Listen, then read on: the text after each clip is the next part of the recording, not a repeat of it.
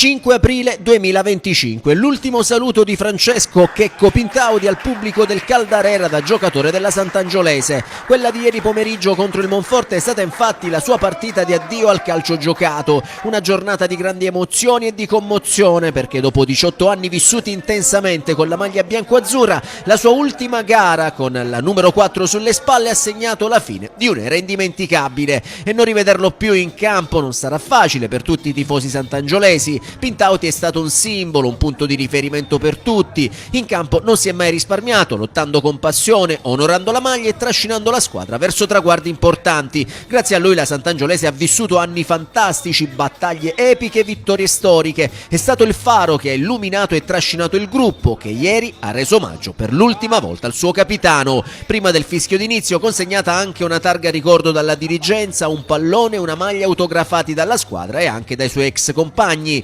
La gara, che poco aveva da raccontare in termini di classifica, si è chiusa con la vittoria per 4-1 della Sant'Angiolese, brava già nel primo tempo a mettere le cose in chiaro con Tranchita, che prima sblocca il risultato al 14esimo battendo l'estremo neroverde dal limite e poi al minuto 32 raddoppiando con una sassata da fuori area. Nella ripresa il Monforte avrebbe la chance di riaprire il match su calcio di rigore, Caserta però dice di no al destro di Assenzio. Così al 72esimo ci pensa Cangemi a firmare invece il tris per i locali con un preciso destro all'angolino, ma al minuto 85 dall'olio per il Monforte accorcia le distanze approfittando di un errato rilancio di Caserta. Quindi un minuto dopo il momento a lungo atteso esce per l'ultima volta dal campo dopo 18 anni con i colori bianco-azzurri addosso Checco Pintaudi tra l'ovazione del Caldarera. E infine al 92esimo arriva anche il gol del poker ad opera dello scatenato Tranchita, che realizza così il 4-1 e la sua tripletta personale. La Sant'Angiolese chiude il campionato a quota 37 punti mentre il Monforte a 42. Nel post gara ancora spazio e tempo dedicato alla festa di addio al calcio giocato di Checco Pintaudi, con la presenza anche del presidente della LN di Sicilia Sandro Morgano e non solo.